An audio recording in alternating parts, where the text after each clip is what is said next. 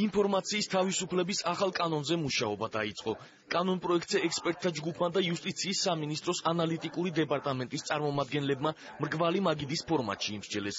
იუსტიციის მინისტრის მოადგილის ალექსანდრე ბარამიძის თქმით, საქართველოს კანონმდებლობა საჯარო ინფორმაციის ხელმისაწვდომობის კუთხით საკმაოდ დახვეწილია, თუმცა მასში გარკვეული ხარვეზებია, რაც გადახედვას საჭიროებს. შარშან მთავრობამ, საქართველოს მთავრობამ ძალიან მნიშვნელოვანი ნაბიჯები გადადგა საჯარო ინფორმაციის ხელმისაწვდომობის კუთხით, მეგულისხმობ ინფორმაციის პროაქტიულად გამოქვეყნების ვალდებულებას, ასევე ინფორმაციის ელექტრონული წესით გამოთხოვებას და მიღებას, ეს რევოლუციური ნაბიჯებია შეიძლება ითქვას. შეიძლება კიდევ სხვა რამეზეც ფიქრი და ამაზე სამჯეროდ შევიკრიბე დღეს სწორედ. შეხვედრის მონაწილე ექსპერტები მიიჩნევენ, რომ ამ ეტაპისთვის ინფორმაციის თავისუფლების კანონი ბუნდოვანია. ფონდ ღია საზოგადოება საქართველოს აღმასრულებელი დირექტორის თქმით, დასახვეწია ის მექანიზმი, რომლითაც საჯარო ინფორმაციის მიღება ხდება.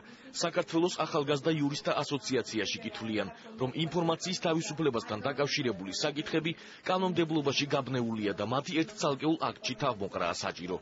ყველა მნიშვნელოვანი საკითხი, რაც ახლავს ინფორმაციის თავისუფლებას, თავმოყრილი უნდა იყოს ერთ აქტში. ეს გაუადვილებს საქმიანობას როგორც ადმინისტრაციულ ორგანოებს, ასევე დაინტერესებულ პირებს ინფორმაციის მიღების პროცესში. გაგვიანება ინფორმაციის გაცემაში, არასრულყოფილი ინფორმაციის გაცემა საჯარო დაწესებულებებიდან, ეს იყო ძირითადი მიზეზები იმისა, რამაც ბევრი არასამთავრობო ორგანიზაციების, სახელმწიფო სტრუქტურები დააფიქრა იმაზე, რომ ამ სფეროში სერიოზული რეფორმაა საჭირო. ძალიან ხშირად საჯარო უწყება შეუძლია ან უარი უთხრას უბრალოდ ინფორმაციის გაცემაზე, ან მიაწოდოს ძალიან არასრული ინფორმაცია, შემდგომ კი სასამართლოში გასაჩივრებისას ეს პერიოდი უსაშველოდ იწელება და ინფორმაცია უკვე ღირებულებას კარგავს.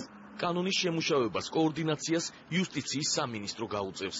კანონ პროექტის პირველად ვერსიას სამინისტრო 2014 წლის შემოდგომაზე წარმოადგენს.